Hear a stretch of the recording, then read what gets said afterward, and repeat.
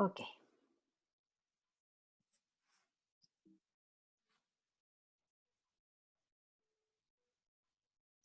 Bien, las vías de administración es el sitio donde se aplica el medicamento para que actúe allí o para que sea absorbido.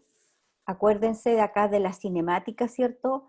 Que la primera etapa, ¿cierto?, de este proceso es la absorción. Y para que sea absorbido, entonces, eh, vamos a ver, ¿cierto?, si el medicamento tiene un efecto local o sistémico. La forma farmacéutica tiene como propósito facilitar la absorción del principio activo y liberarlo en el momento y lugar que asegure una óptima absorción. Y vamos a encontrar, ¿cierto?, diferentes vías de administración. Vamos a ver, ¿cierto?, que hay unas vías indirectas y otras vías directas. Y para cada una de ellas, ¿cierto?, el fármaco tiene que estar, ¿cierto?, de acuerdo, se va a elegir de acuerdo a la vía de administración. Eso es súper importante. Y vamos a tener, ¿cierto?, que vamos a tener diferentes vías de administración, como la vía nasal, una vía local, ¿cierto? Hay medicamentos que son en forma, ¿cierto?, de supositorio, la vía inhalatoria, la vía intravenosa, intramuscular, subcutánea e intradérmica. Las diferentes vías entonces de administración. Y para que, ¿cierto?, el medicamento sea entonces de uso local o de uso sistémico. Según la forma farmacéutica, la vía de administración, vamos a tener administración oral, donde vamos a encontrar entonces comprimidos, cápsulas, jarabes y suspensiones. Por la vía, por la vía de administración rectal o vaginal, las formas farmacéuticas habituales son los supositorios, los enemas y los óvulos. Para la vía de administración tópica, ¿cierto? Tenemos las pomadas, los geles, hay parches, ¿cierto? Hay colirios, lociones, gotas nasales, gotas óticas, que son las más comunes. Para la vía parenteral, ¿cierto? La vía parenteral o directa, ¿cierto? Tenemos todo lo que es inyectable, ya sea para la vía subcutánea, intramuscular o intravenosa. Y para la vía de administración inhalatoria están los aerosoles y los nebulizadores. Entonces, como clasificación general, vamos a tener entonces una vía indirecta y una vía directa. La vía indirecta generalmente, ¿cierto?, es de uso local, y la vía indirecta, entonces el medicamento, ¿cierto?, va a traspasar la barrera de protección, que es la piel, para entonces ingresar, ¿cierto?, de alguna u otra forma al sistema sanguíneo para que vaya a hacer su efecto, ¿cierto?, donde, según el efecto, ¿cierto?, al sistema que necesite. Como rol profesional de enfermería, tenemos que, ya dijimos, ¿cierto?, en la clase anterior, que son responsables del procedimiento, por lo que deben contar con las bases farmacológicas. Como dije anteriormente, ¿cierto?, ustedes están haciendo esta asignatura aparte de esta, y necesaria para desarrollarlo con mayor seguridad y detectar oportunamente la presencia de reacciones adversas de los medicamentos. Súper importante que nosotros siempre tenemos que saber, ¿cierto?, qué medicamentos estamos administrando. Si no lo sabemos, ¿cierto?, siempre averiguar antes de realizar el procedimiento. Es de nuestra competencia, ¿cierto?, informarle al paciente lo que se le está administrando, proporcionando entonces satisfacción completa de sus necesidades y asegurando la máxima calidad en este proceso. Acuérdense que tenemos, ¿cierto?, un rol importante y que está, ¿cierto?, es legalmente válido, ¿cierto?, y éticamente, ¿cierto?, válido. Es parte de nuestro rol como profesional de enfermería. Nunca olvidar, ¿cierto?, que en la preparación y administración segura de medicamentos hay 10 pasos, ¿ya? Y vamos entonces a en forma muy cierto general a recordar cada uno de ellos, que primero, cierto, tenemos que en la preparación ver, acá se conjuga, cierto, los 10 correctos. En la semana pasada hablamos, o la anterior, cierto, de 5 correctos. Hoy día estamos hablando de 10 correctos. Y que sea el medicamento correcto, ¿cierto? Que sea la dosis. Hay que reconstituir y diluir el medicamento si corresponde, ¿cierto? La indicación y la dosis, la indicación tiene que estar prescrita por el médico, la dosis correcta, la vía de administración correcta y el horario correcto, ¿cierto? La hora correcta. Esa es en la preparación, y en la administración, que sea el paciente correcto. Hay que informarle al paciente de lo que se le va a hacer, lo que se le va a administrar, el efecto que va a producir en el paciente, ¿cierto?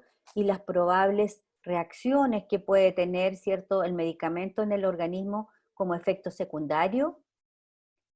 La velocidad de administración, sobre todo en la vía intravenosa, ¿cierto? El medicamento tiene, ¿cierto?, una velocidad de administración o una frecuencia. El registro, tenemos que registrar siempre lo que estamos haciendo, y además tenemos que darle seguimiento al efecto del medicamento que estamos administrando. Esas son las consideraciones o los 10 correctos que tenemos que tener al momento, ¿cierto?, de ir a realizar este procedimiento. Tener presente además, ¿cierto?, que estas otras, ¿cierto?, acrónimos de los 4 yo, que yo preparo, ¿cierto? Yo lo administro porque sé lo que preparé. Después que lo administré, ¿cierto?, registro y yo respondo por el procedimiento, ¿ya? Y eso significa que tengo que darle seguimiento, ¿cierto?, al procedimiento, al medicamento, ¿cierto?, que administré, para saber si hizo el efecto que necesitábamos en el paciente. Es muy importante, ¿cierto? Y por eso lo puse aparte, ¿cierto?, que en la preparación del medicamento, independiente por la vía que sea, ¿cierto?, tenemos que estar muy concentrados y atentos, ¿cierto?, a lo que estamos haciendo para evitar cometer errores. Porque las interrupciones y las distracciones durante la preparación y administración del medicamento son los factores de riesgo muy importantes cuando hablamos, ¿cierto?, de errores. Es cuando más, ¿cierto?, es donde el momento donde nosotros nos podemos equivocar. Es recomendable que dediquemos un tiempo concreto y en exclusividad a estas labores. Lo ideal, ¿cierto?, es colocar algún identificador visual que sirva para comunicar tanto al resto, ¿cierto?, de las colegas, como a los familiares del paciente, ¿cierto?, que están en una situación de dedicación exclusiva. ¿Ya? Por lo tanto, prohibido interrumpir.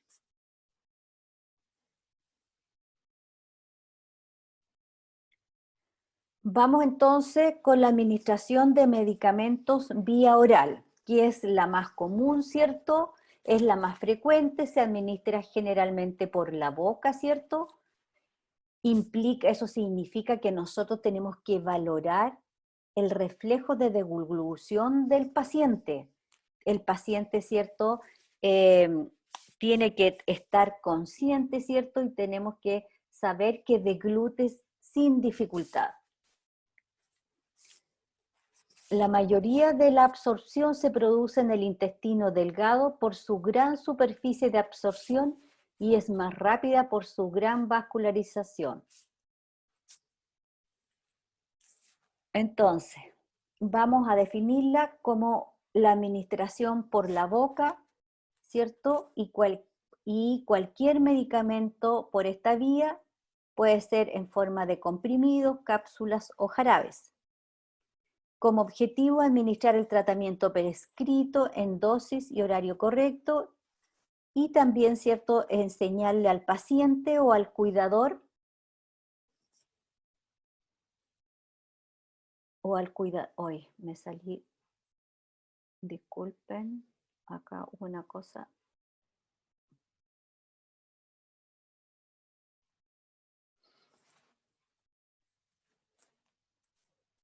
Algo pasó. Profe, disculpe, ¿podría aceptar a una compañera que está en la espera?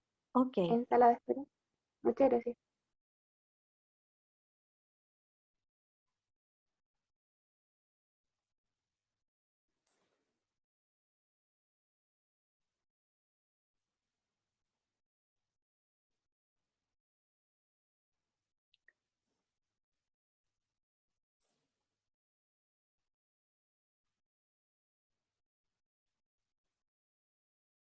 ay, ya.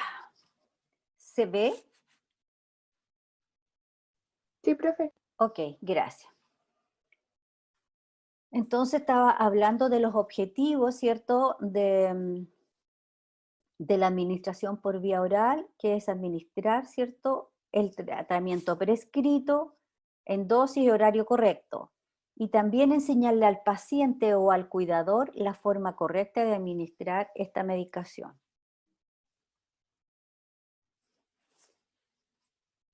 Necesitamos, ¿cierto?, tener presente también que la absorción por esta vía se ve modificada por algunos factores como la motilidad gástrica, ¿cierto?, los jugos digestivos, tipo de preparado farmacológico, algunos factores químicos como el pH y la presencia de alimentos. ¿Ya? Eso hay que considerar en esta medicación. Para preparar, ¿cierto? Para hacer este procedimiento necesitamos algunos recursos materiales, ¿cierto? Como la bandeja, el vaso unidosis, ¿ya? Donde si es en caso de jarabes, o el sachet, ¿cierto? O la caja de medicamentos, y un vaso con agua, o el líquido que tenga el paciente en su velador.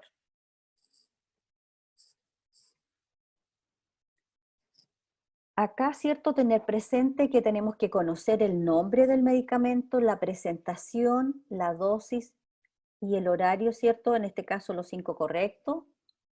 Informarle al paciente de la medicación que se va a tomar, valorar la capacidad de deglución, ya lo habíamos dicho, ¿cierto? Colocarlo en una posición cómoda o semi-Fowler, ¿cierto? Si el paciente no lo puede hacer por sí mismo, el paciente debe estar siempre sentado y dar indicaciones entonces para la ingesta. Hay medicamentos que hay que tragarlos enteros, ¿cierto? Cuando el paciente no puede tragar la cápsula o la tableta o el comprimido, ¿cierto? Hay posibilidad de partirlo. Algunos se pueden masticar, ¿cierto? Y otros no. Así que hay que dar la indicación correcta con respecto, ¿cierto?, a la tableta. Hay que considerar, ¿cierto?, algunos tipos de medicamentos como la medicación efervescente, ¿cierto? Se diluye en agua inmediatamente antes de tomarla. Hay alguna medicación líquida en forma de suspensión, hay que agitarla, ¿cierto?, enérgicamente antes de preparar la dosis, la cual se mide, ¿cierto?, con cuchara dosificadora o con jeringa para dar la cantidad, ¿cierto?, indicada. Si hay más de 2 medicamentos, ¿cierto?, líquidas, se usa entonces un vaso para cada una. Los medicamentos no se pueden mezclar en esta presentación. Asegurarse si la medicación prescrita ha de tragarse entera, masticada, diluida o en agua, o si puede triturarse, ya lo habíamos dicho. Los jarabes siempre se administran en último lugar, y comprobar si el mecanismo de absorción del medicamento requiere, ¿cierto?, de una administración con estómago vacío o con alimentos. Por lo tanto, ¿cierto?, va a variar el horario de administración, que puede ser antes, durante o después. Y no olvidar nunca el registro. Yo les presenté, ¿cierto? La vez anterior, la hoja de enfermería, ¿cierto? En este sector de la hoja de enfermería está, ¿cierto? El lugar donde se registran los medicamentos ya y todas las indicaciones médicas. El médico deja indicado acá el medicamento, en este caso paracetamol, 500 miligramos cada 8 horas, vía oral. Esa es la indicación de este paciente. Y el horario lo coloca, ¿cierto?, la enfermera. ¿Qué horario colocaríamos nosotros si fuera, ¿cierto?, hoy día? ¿Qué horario colocarían?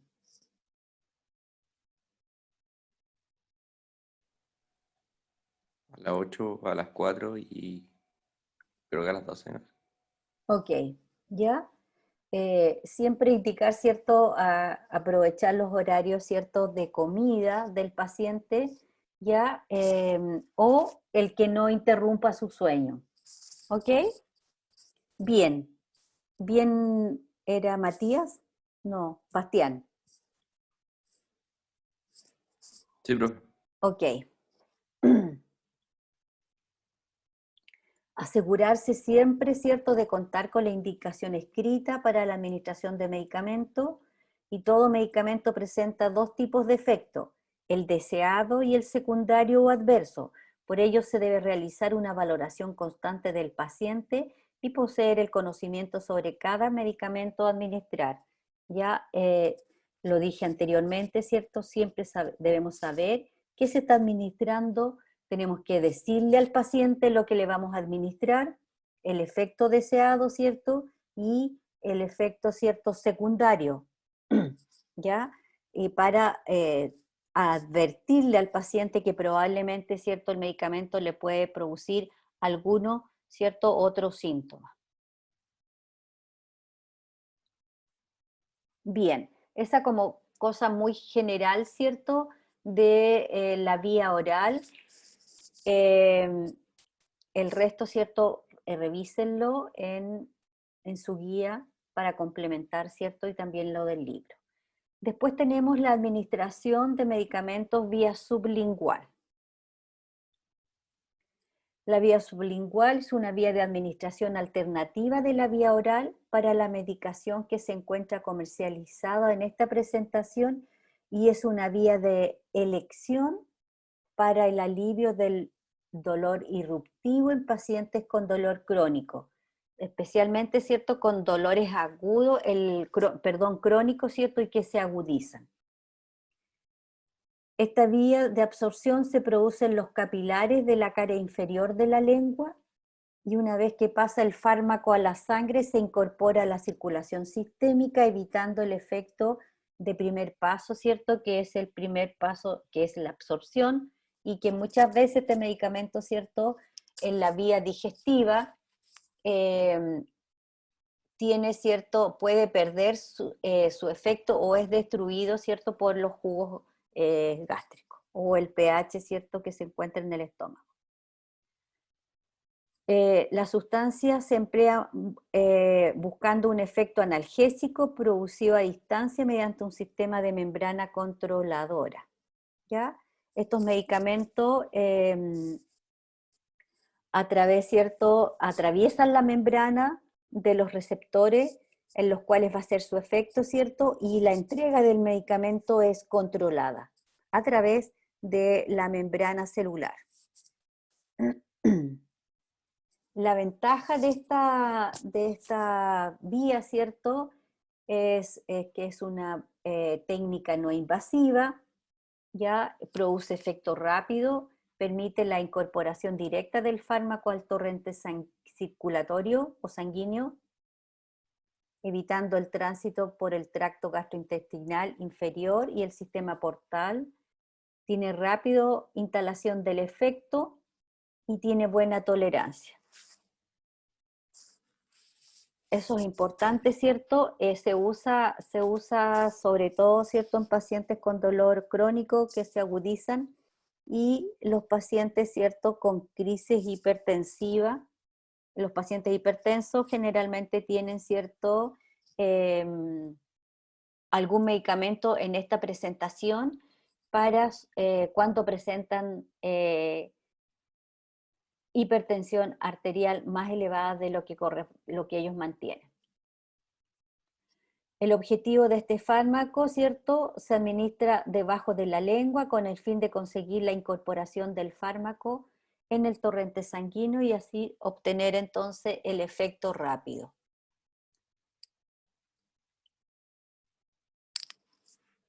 Acá tenemos que asegurar, ¿cierto? Tenemos que tener, antes de pasar a la otra, tenemos que tener, ¿cierto? Como precaución que el paciente mantenga, ¿cierto? El medicamento y no lo trague, ¿cierto? No trague la saliva porque el medicamento, ¿cierto? Se diluye y pasa, entonces se diluye en la saliva que el paciente junta al tener el medicamento debajo de la lengua y se absorbe, ¿cierto? En los capilares, ¿cierto? En los vasos sanguíneos que hay en esta zona.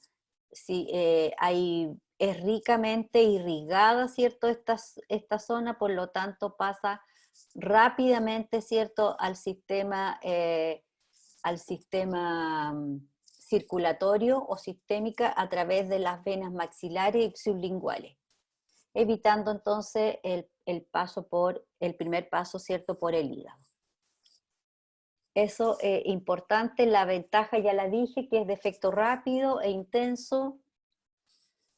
Lo usamos en situaciones agudas o de emergencia y es sencilla, cómoda, el paciente se puede autoadministrar y el inconveniente es que, ¿cierto? Los fármacos liposolubles no tienen esta presentación. Y existen pocos preparados, ¿cierto?, que se puedan administrar por esta vía. Y la área de absorción, ¿cierto?, también es pequeña. Vamos con la administración de medicamentos por vía tópica, ¿cierto? Acá tenemos varias zonas, ¿cierto?, que podemos entonces usar. Y algunas formas farmacéuticas pueden ser líquidas, como colirio, las gotas nasales y las óticas, algunas lociones, y hay formas semisólidas como los ungüentos, las pomadas, las cremas y los gel.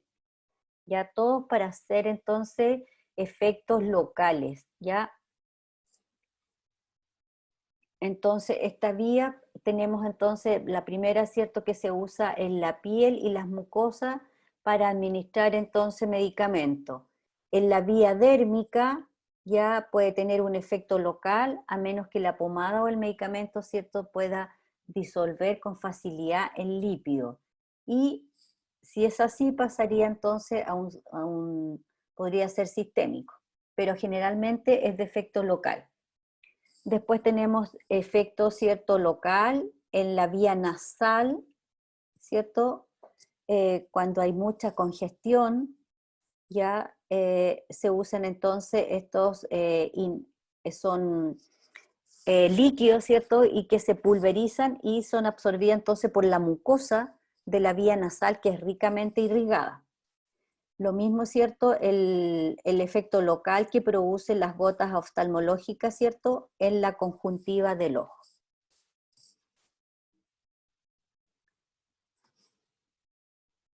Tenemos también, ¿cierto?, la vía inhalatoria, en la cual, ¿cierto?, tenemos varios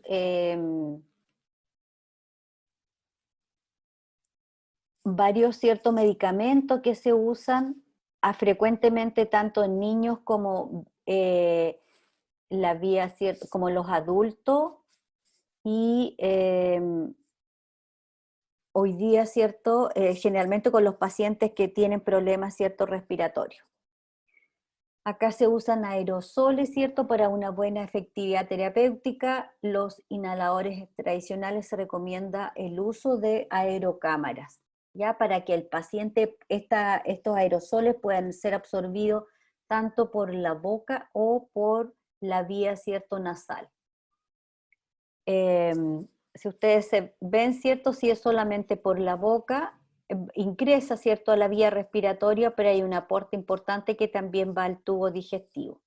Entonces, al poner la aerocámara, ¿cierto?, va a ingresar mucho más medicamento a la vía respiratoria superior. Y tenemos entonces, esto es lo que usamos, ¿cierto?, con aerocámara, y hay aerocámaras para todas las edades, para los niños, para los preescolares, ¿cierto?, y también para los adultos. Tenemos por la vía rectal y vía vaginal, ¿cierto? Usamos entonces los supositorios.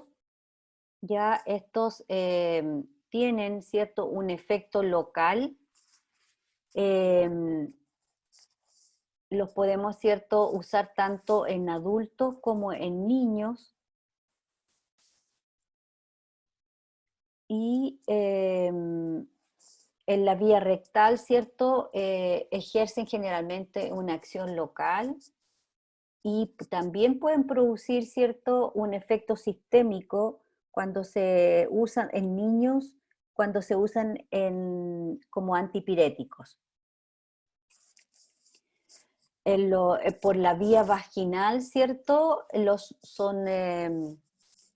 producen generalmente un efecto local como antiinfeccioso, y hay óvulos también, ¿cierto?, comprimidos y cremas vaginales. ¿Ya? Eso por esta vía. Bien, en forma muy rápida, ¿cierto?, lo que es la administración, ¿cierto?, vía indirecta, ¿ya? Y que muchas veces producen ciertos efectos locales, pero también, ¿cierto?, dependiendo de la presentación del medicamento, pueden producir efectos sistémicos. Preguntas, dudas.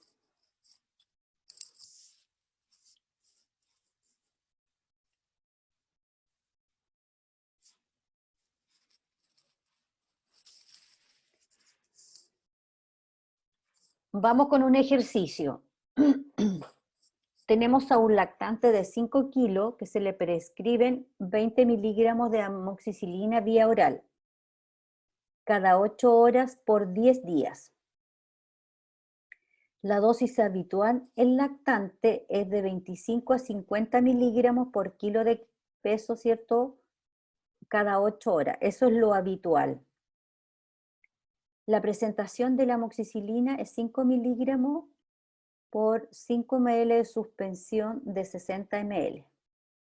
¿Cuántos ml se administran en cada dosis?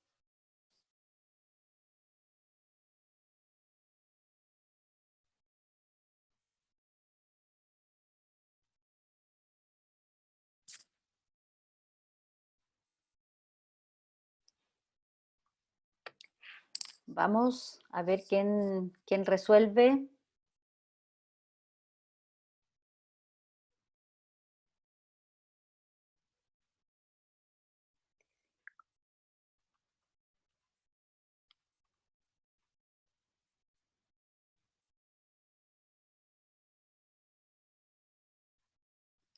Una regla de 3 simple.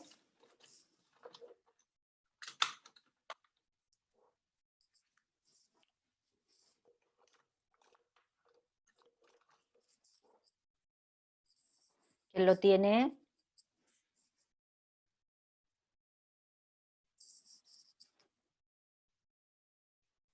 Sí, profe, como dice mi compañera, igual me dio 4 ml Ok, cada 8. ya están en el chat, es que de acá yo no veo el chat. Sí, la Paula puso 4 ml de suspensión. Ok. ¿Qué dicen sus compañeros? Está bien la respuesta. ¿Y está en la dosis correcta? Sí, ¿Es lo profe. que es la dosis habitual en lactantes, de acuerdo al kilo? Sí, profe. Ok, muy bien, ¿cierto? Esos son datos que ustedes tienen que considerar entonces para saber si es la dosis correcta, ¿ya? Y uno tiene que verificar. Y ahí está el verificador, ¿cierto? En cada dosis, si el niño pensando que, ¿cierto? Entre 25 y 50 miligramos cada 8 horas, si tiene 5 kilos y, ¿cierto? 5 por 125, 5 por 25 nos va a dar 125 ml, que sería lo mínimo, ¿cierto? Ok, Profe, bien. ¿Sí? disculpe que me dio 4 ml de suspensión en una solución de 48 ml. ¿Está bien eso? Sí. Son Ah, 4 ya. ml que le va a dar por los 200 miligramos, ¿cierto? Cada 8 horas. Ah, ya, gracias, profe. Ujú. Bien, vamos entonces a la vía parenteral, ¿cierto? O la vía directa, acá ya dijimos, ¿cierto? Que acá atravesamos, ¿cierto? La primera barrera de protección que tiene el organismo, atravesamos entonces la piel, siempre vamos a invadir al paciente, ¿ya? Es un procedimiento invasivo, eso hay que considerarlo siempre. Ya, y vamos a tener entonces, nombramos 4, la que nosotros habitualmente hacemos. Hay más, ¿cierto?, que van a otros tejidos, pero que no las realizamos, ¿cierto?, nosotros.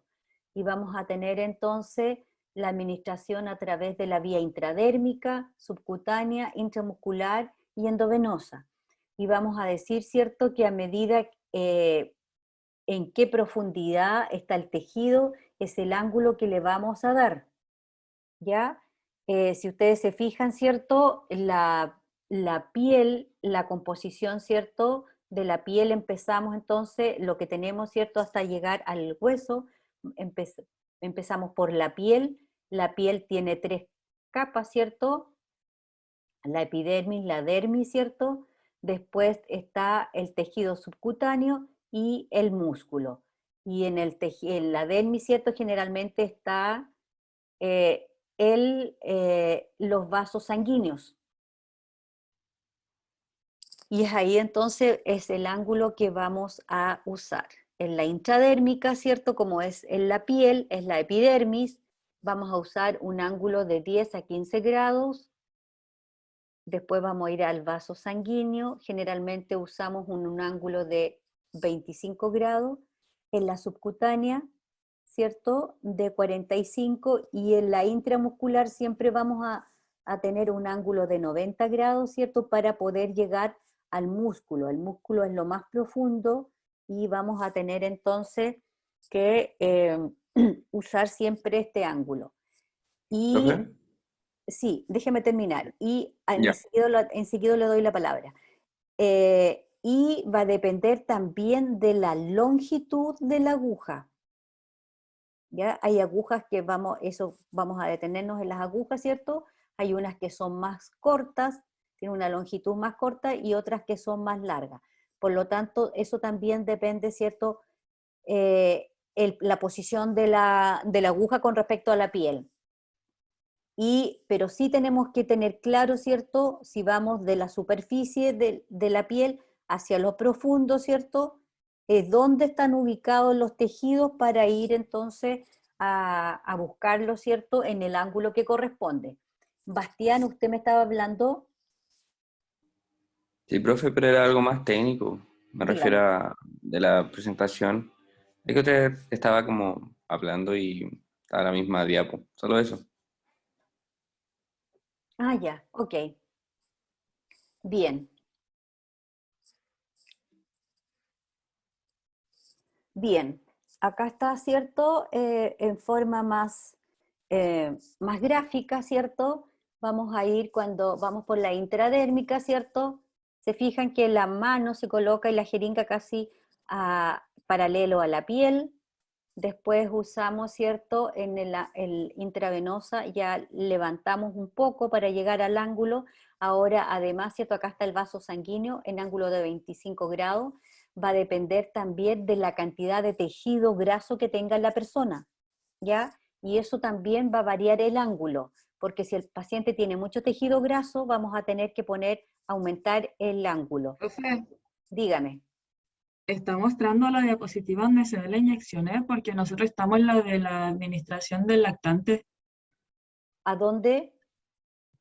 Nosotros vemos la diapositiva de un lactante de 5 kilogramos, se le prescriben 200 miligramos de amoxicilina. No le puedo creer. Oh, ¿Qué le decía, profe? ah, yo estoy hablando. ¿Por qué me quedé atrás? Voy a ir atrás. A ver qué pasó.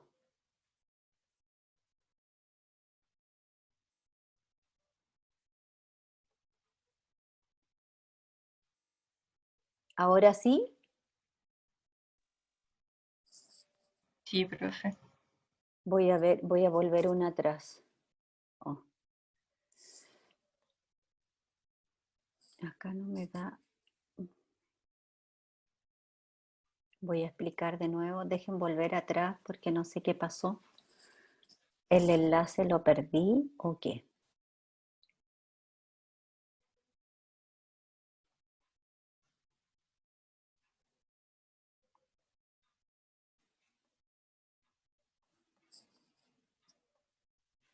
Voy a meter a esta compañera.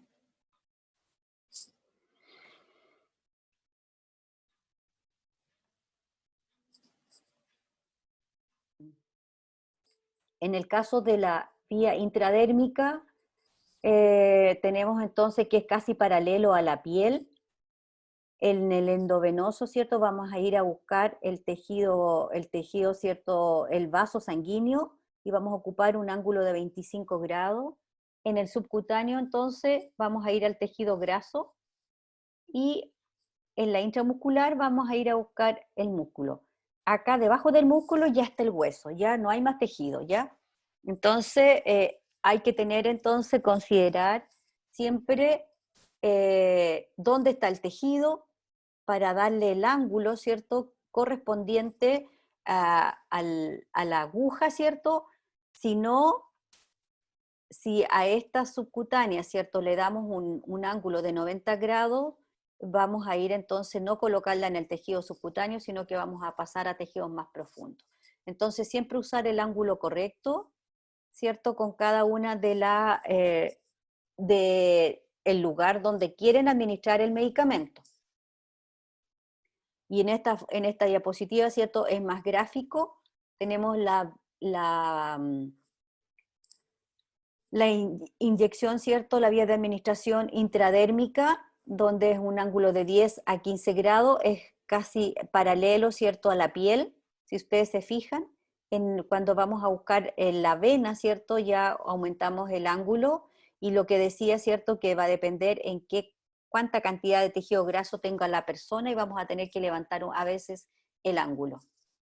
En el tejido subcutáneo vamos a ir entonces a la grasita del paciente, el tejido graso, y en un ángulo de 45, también va a depender de la longitud de la aguja. Si usan una aguja más corta van a tener que, ¿cierto?, aumentar el ángulo, y probablemente puedan usar un ángulo de 90 grados, pero siempre y cuando la aguja sea corta. Y en la intramuscular las agujas siempre van a ser, ¿cierto?, mucho más largas para llegar al músculo. También, ¿cierto?, va a depender en qué músculos van a funcionar, porque hay músculos que están más profundos como los glúteos y otros más superficiales como el deltoide, ¿ya? Pero siempre van a usar, ¿cierto?, el mismo ángulo, y si es en el deltoide probablemente, ¿cierto?, van a usar una aguja más corta, porque si no van a tocar el hueso. El objetivo entonces de la vía parenteral o la vía directa es lograr una meta terapéutica o respuesta inmunitaria, para lo cual se requiere una validación de la prescripción y la valoración de la persona, ya sea un adulto o un niño. Ya los niños, ¿cierto?, tienen una condición, ¿cierto?, más pequeña, los músculos son más pequeños, también la cantidad de tejido graso varía, por lo tanto, ¿cierto?, tiene consideraciones especiales. ¿Cómo validamos entonces nuestro procedimiento? A través de la prescripción médica, siempre tiene que estar, ¿cierto?, prescrito el medicamento, sobre todo en todas las vías, y acá con mayor seguridad. La persona, ¿cierto?, la valoración está orientada a determinar la necesidad y la respuesta potencial a la terapia medicamentosa, considerando aspectos de la persona relacionados siempre con la edad, ¿ya?, el peso de la persona, la talla, antecedentes de alergia, la historia clínica y farmacológica presente y pasada. Yo lo decía en clases anteriores, ¿cierto? Que los pacientes siempre hay que preguntarle si es primera vez que recibe el medicamento, si no, cómo fue su experiencia anterior. Valoración física orientada a la detección de factores que pudieran afectar la terapia, ¿cierto?, farmacológica. Los medicamentos por esta vía se absorben rápidamente y de forma imparable una vez que son administrados. Ustedes, ¿cierto?, no pueden ser, ¿cierto?, yo sacarle el efecto, el medicamento al paciente una vez que lo administré, si está en el músculo, en la vena, ¿cierto?, o en el tejido subcutáneo. En cambio, en la vía oral, ¿cierto?, puedo detener el efecto del medicamento, ¿cierto?, haciendo que el medicamento, ¿cierto?, pueda, provocando el vómito, ¿cierto?, o haciendo un lavado gástrico. Ya dijimos que era un procedimiento invasivo, rompe la barrera natural, agentes externos y requiere, por lo tanto, técnica estéril, conocimiento y destreza manual precisa. Acá tienen que tener claro el procedimiento, ¿ya? Para, ¿cierto?, hacer manejo, ¿cierto?, seguro de este procedimiento. Hay que, por lo menos, ¿cierto?, tienen que practicar en algunos elementos para tener una mano firme con respecto, ¿cierto?, a administrar el medicamento. Ya hemos dicho, ¿cierto?, como generalidades de la administración, los 5 correctos. También, ¿cierto?, hemos hablado de los 4 yo. Y acá, ¿cierto?, ya dijimos que es una técnica estéril, ¿ya? Y por lo tanto, vamos a usar precauciones estándar. Vamos a hacer siempre el lavado clínico de manos, vamos a usar siempre guantes, vamos a tener, ¿cierto?, en la caja de cortopunzante cerca para evitar, ¿cierto?, accidentes. Tenemos que tener clara la delimitación de áreas. En la bandeja vamos a tener un área limpia, un área sucia y un área estéril. Siempre vamos a usar un riñón estéril, ¿ya? Acuérdense que el medicamento tiene que llegar estéril al tejido del paciente. Por lo tanto, acá las precauciones estándar hay que aplicarlas siempre. Lavado de mano, uso de guante, caja cortopunzante, tener claro entonces la delimitación de áreas. Y esas áreas las mantenemos para asegurar que el medicamento llegue estéril al tejido. Equipo, vamos a necesitar siempre jeringas de diferentes tamaños, agujas y medicamentos. Ya vimos que la presentación de los medicamentos, ¿cierto? Vamos a ver ¿cierto?, las diferentes formas de presentación de estos medicamentos. Jeringas hay de distintos tamaños y tipos, y importante distinguir 3 partes que ellas tienen: la punta que conecta con la aguja, el cilindro o cuerpo, ¿cierto?, que está graduado a escalas, y el émbolo, ¿cierto?, que encaja en el cilindro y es entonces el que nos permite empujar el medicamento. Son todas de plásticos, transparentes y graduadas. Vienen empaquetadas en forma individual para mantener la esterilidad, ¿cierto?, en el papel o el plástico, y se dispensan generalmente con agujas acá en Chile. En otros países, por ejemplo en Estados Unidos, las agujas vienen aparte. Aquí las tenemos, ¿cierto?, de diferente tamaño. Vamos a usar, ¿cierto?, en cada ocasión de acuerdo a la cantidad de medicamento que vamos a administrar, ¿ya? Vienen graduadas, y algunas, ¿cierto?, generalmente vienen de 2 en 2, y entre uno y otro, ¿cierto? De 2 a 2 ml, entre un número y otro, va dependiendo de la cantidad, pero las más pequeñas vienen milimetradas, ¿ya? O en unidades internacionales como son las agujas que se usan para la administración de insulina. Vamos a hablar específicamente de esta jeringa. Importante, ¿cierto?, que si alguien tiene una jeringa en su casa, ya pueda entonces ir manipulándola, conociéndola. Nos importa, ¿cierto? Vamos a distinguir, ya dijimos, 3 partes: la punta que conecta con la aguja, el cuerpo que viene graduado, ¿cierto? Y el émbolo, ¿cierto?, que encaja en el cilindro y la cual, ¿cierto?, permite entonces ingresar el medicamento dentro y después administrarlo. Las agujas también, si ustedes se fijan, vienen de colores. Cada color tiene un significado y un número y generalmente las distinguimos, ¿cierto?, por su color. Vienen, ¿cierto? Ya vamos a hablar, vamos a hablar de las agujas, pero para que vean, ¿cierto?, que vienen de diferente tamaño, cada color es un tamaño diferente. Tienen longitud y diámetro, y eso es importante para saber, ¿cierto?, qué longitud tiene para llegar al lugar que yo quiero y cuál es la viscosidad del medicamento para usar una de mayor volumen, diámetro o no. Aquí están las jeringas. Tenemos entonces, acá viene inserta con la aguja, ¿cierto? Las agujas vienen todas cubiertas con un capuchón, se inserta en el pivote, ¿cierto?, de la jeringa. Acá tiene un pistón, ¿cierto?, de goma que va adosado, ¿cierto?, al cilindro. El tubo que viene graduado, si se fijan, ¿cierto?, cada rayita 1, 2, 3, 4, 5, acá bien es un ml, un 0,01, y acá está el cilindro, acá tiene una lengüeta, ¿cierto?, para apoyarse cuando uno carga la jeringa, y la lengüeta, ¿cierto?, que tiene de apoyo el émbolo, ¿cierto?, para poder empujar, ¿cierto?, y administrar el medicamento. Acá tenemos, ¿cierto?, esta jeringa de insulina que tiene una capacidad de 1 cc. Cada rayita, ¿cierto?, va en el 0,01 ml. ¿Ya? Y las insulinas vienen en unidades internacionales.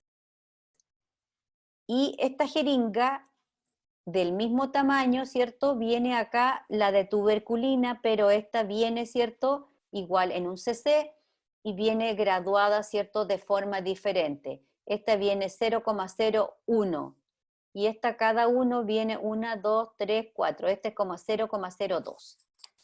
Importante entonces saber, ¿cierto?, que la insulina, hay que usar la jeringa de insulina porque viene graduada en unidades internacionales y tienen una capacidad de 1 cc. Y viene, ¿cierto?, incorporada la aguja. Y la de tuberculina es la misma forma, pero viene graduada de forma diferente. Las agujas, ya dijimos, ¿cierto?, son de acero inoxidable, son todas desechables, también tienen 3 partes, ¿cierto? Tiene una base que encaja, ¿cierto?, en el pivote de la jeringa, o el cono de la jeringa, ¿cierto? Después viene, ¿cierto?, una cánula, parte metálica, cuya totalidad o porción se introduce en el organismo, ¿ya? Esta es una aguja 21 por el color, y además tienen un bisel, y este bisel también varía, ¿ya? En caso de subcutánea o intramuscular, el bisel, ¿cierto?, es más larga. Y traen una cánula, ¿cierto? Esta cánula, ¿cierto?, trae un envoltorio, ¿cierto?, de plástico, o le llaman la capucha, ¿cierto?, en la cual viene, ¿cierto?, envuelta o guardada. La presentación de medicamentos, las ampollas que hay de vidrio y también, ¿cierto? Hoy día vienen muchos medicamentos en ampollas de plástico que son mucho más seguras, evitan, ¿cierto? Que el personal que la manipula se haga, ¿cierto? Se corte. Importante de la ampolla, ¿cierto? Conocer que vienen, ¿cierto? Traen una línea blanca o amarilla, la cual, ¿cierto? Es donde se va a romper la ampolla, ¿ya? Esa tenerla presente al momento para poder romperla. Ahí lo vamos a trabajar, ¿cierto? En el laboratorio. Los frascos ampollas traen entonces una tapa, ¿cierto? Metálica y una tapa cubierta, un tapón de goma cubierto por una tapa metálica, ¿cierto? Y tiene otra tapa plástica y la presentación de estas que pueden ser líquido o soluciones, ¿cierto? O vienen en polvo. El polvo es liofilizado. Este medicamento, ¿cierto? Que generalmente son antibióticos o antiinflamatorios, vienen entonces en polvo, hay que diluirlo, ¿cierto? Para poder entonces formar una solución y poder sacar el medicamento, ¿cierto? De este frasco ampolla, de este envase. Ya dijimos, ¿cierto? Los diferentes tejidos que tenemos que atravesar según el tejido al cual vamos a ir. En este caso vamos a ir, ¿cierto?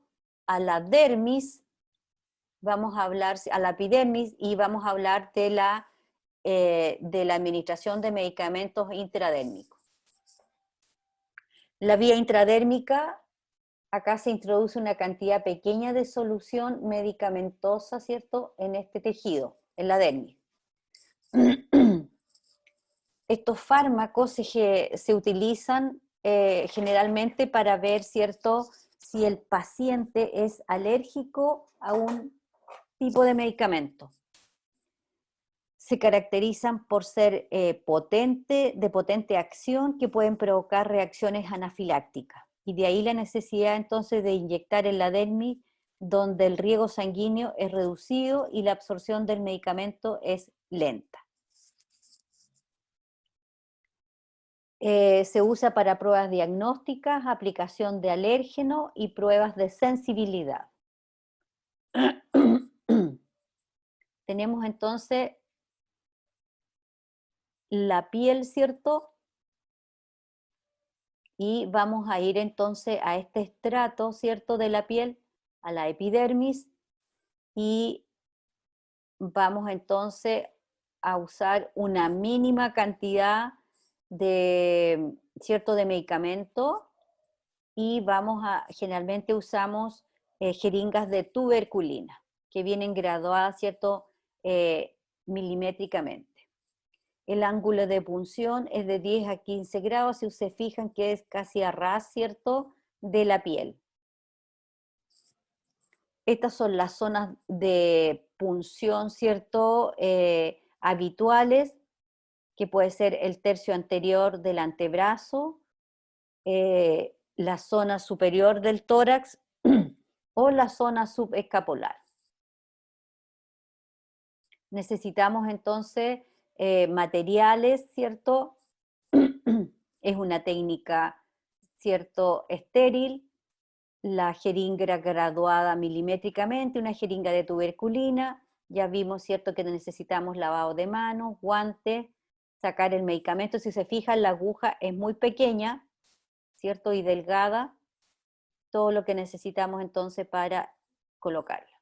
Entonces, en un ángulo, ¿cierto?, de 10 grados, casi paralelo a la piel, se introduce la aguja, ¿cierto?, se va casi a ras por la piel, y vamos entonces a ir administrando el medicamento y vamos a formar una pápula. Ya son pequeñas, ¿cierto?, cantidades, y vamos a formar esta pápula. No sé si se fijan, si se ve bien, y ahí está gráficamente, ¿cierto? Queda el medicamento administrado bajo la capa, ¿cierto?, de la epidermis. Y aquí está, ¿cierto? Esto se lee a las 48 horas después, ¿cierto? Si el medicamento produce o no, ¿cierto?, una reacción de antígeno.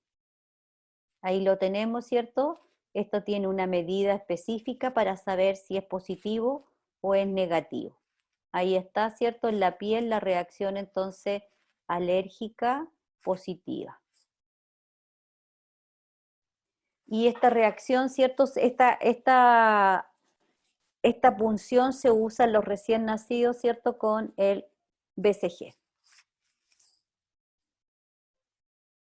Preguntas. ¿Qué es el BCG, profe? Es el bacilo, ¿cierto? Que se coloca para los recién nacidos contra la tuberculosis.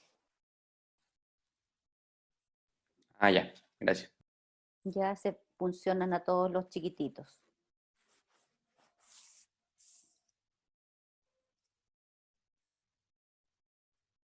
A todo cuando nacimos nos colocaron esto. Bien, vamos con la vía subcutánea.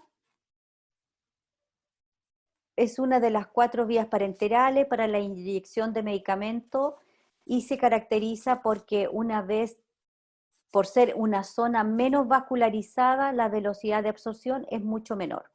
Acá se coloca, ¿cierto?, en el tejido graso. Esta vía está preparada, entonces está representada por la administración de insulina, heparinas y vacunas. Estos 2 medicamentos se colocan siempre y son los que ustedes más van a administrar en el campo clínico. Y las vacunas. Hay vacunas subcutáneas, ¿cierto? Y también por la vía intramuscular.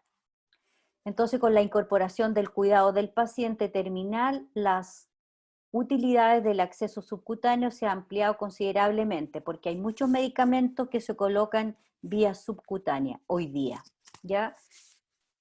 Eso se ve en la unidad del dolor, ¿ya? Y acá en los pacientes hospitalizados siempre van a tener pacientes con insulina o con heparina.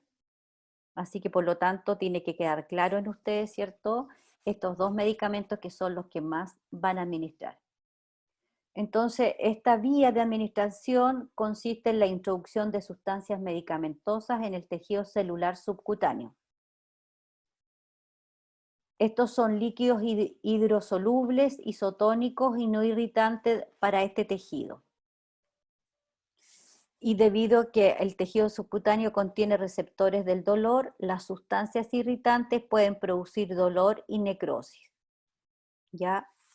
Entonces hay que tener cuidado que sean específicamente, ¿cierto?, con la indicación del fabricante que es para tejido subcutáneo.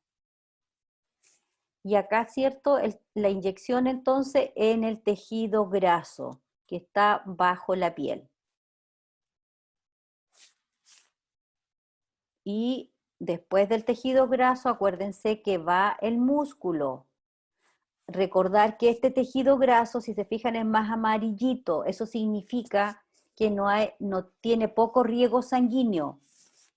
A diferencia de los otros, del tejido muscular, que es ricamente irrigado. Por lo tanto, cuando yo coloco un medicamento vía subcutánea, la acción del medicamento demora mucho más tiempo, porque la absorción al tejido circulatorio o sanguíneo, ¿cierto?, es más lento por la escasa irrigación que tiene. Si yo, ¿cierto?, coloco este medicamento y paso, ¿cierto?, de largo con la aguja, lo voy a colocar en el músculo y por lo tanto el efecto del medicamento va a ser mucho más rápido. Ojo que acá colocamos la insulina y la heparina, ¿ya? Entonces son medicamentos que producen efectos, ¿cierto?, que se necesitan que sean de absorción lenta. El ángulo de punción que usamos, ¿cierto?, es de 45 grados.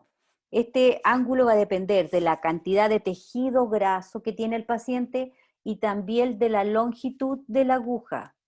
Si el tejido graso del paciente es importante, ya voy a tener que levantar el ángulo, porque si no, no voy a llegar al tejido graso, ¿cierto? Y lo voy a colocar antes. ¿Ya? Ahora, para los pacientes más enflaquecidos, generalmente esta aguja, ¿cierto?, es muy larga y corre el riesgo de pasar al músculo. Por lo tanto, usamos una aguja más pequeña y levanto el ángulo. Esas son condiciones, entonces, de la longitud de la aguja, ¿cierto?, para darle el ángulo a la vía subcutánea. Eso tenerlo siempre presente. Acá ya dijimos que se colocan vacunas, insulina y heparina. ¿Para qué es la insulina? ¿O qué es la insulina?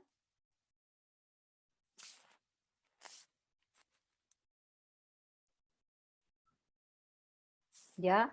Eso estaba en una de las guías.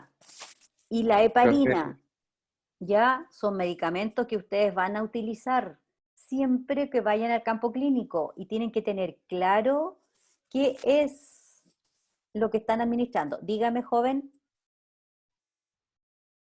Nada, profe, le iba a responder lo que era la insulina, pero Dígame, sí.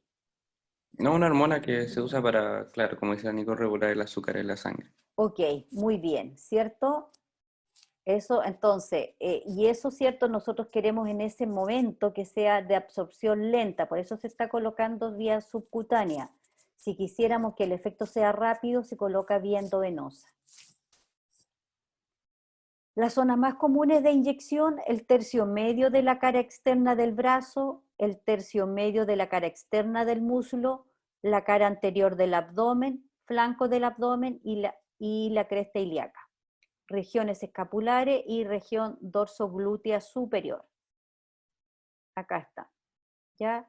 El tercio medio del brazo, la zona, ¿cierto?, periumbilical y la zona, ¿cierto?, dorsal y en los glúteos superior a los glúteos. ¿Ya? Son zonas que se pueden usar entonces para la punción subcutánea.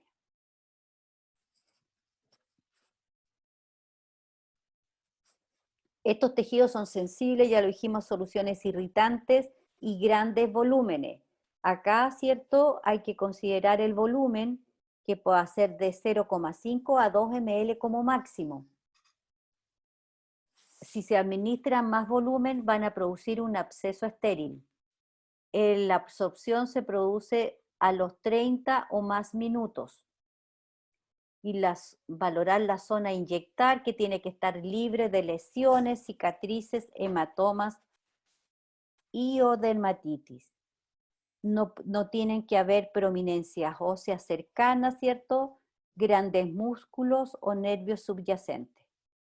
Y la cantidad de tejido adiposo determina la longitud de la aguja y el ángulo de inserción, ya lo dijimos.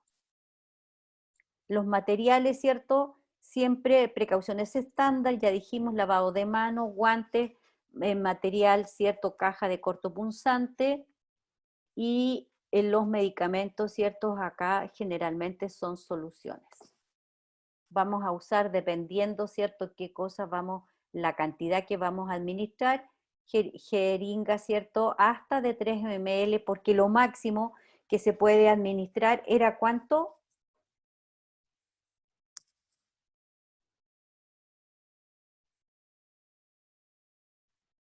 ¿Cuánto era la cantidad máxima que aceptaba el tejido subcutáneo? 2 ml. 2 5 a 2 ml. ml. Muy bien para los que están atentos. Vamos, si es en el brazo, ¿cierto? Vamos a usar un cojín, vamos a presionar acá para hacer un cojinete, ¿cierto? Y vamos entonces a colocar la jeringa en un ángulo de 45 grados y vamos a poner, ¿cierto? Hay que aspirar para saber, ¿cierto?, de tener la precaución de no caer en un vaso sanguíneo. Cuando caemos en un vaso sanguíneo, ¿cierto?, refluye sangre. Por lo tanto, hay que cambiar, ¿cierto?, hay que cambiar y hacer de nuevo el procedimiento.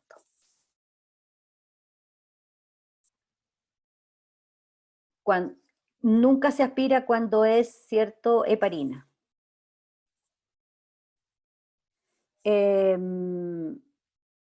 Ahí se administra, ¿cierto? Y después entonces hacemos presión y ahí tenemos. En la heparina, ¿cierto? ¿Qué es la heparina?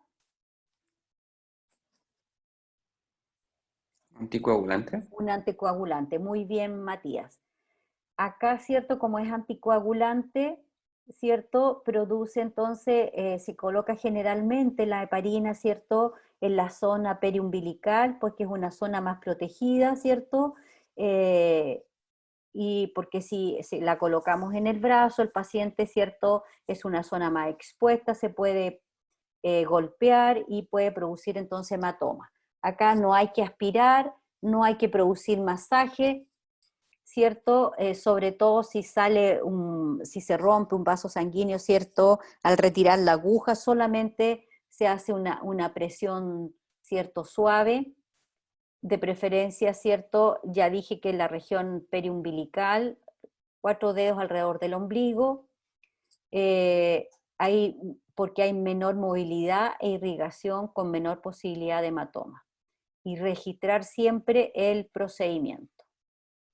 Es muy importante registrar el procedimiento, ¿cierto? Bueno, en todos los medicamentos, pero acá extremadamente, ¿cierto? Porque si no, su colega, ¿cierto? Va a pensar que no lo colocó y lo va a volver a administrar. Ahí tenemos, ¿cierto? Entonces la administración de heparina en la zona periumbilical. ¿Dudas, preguntas?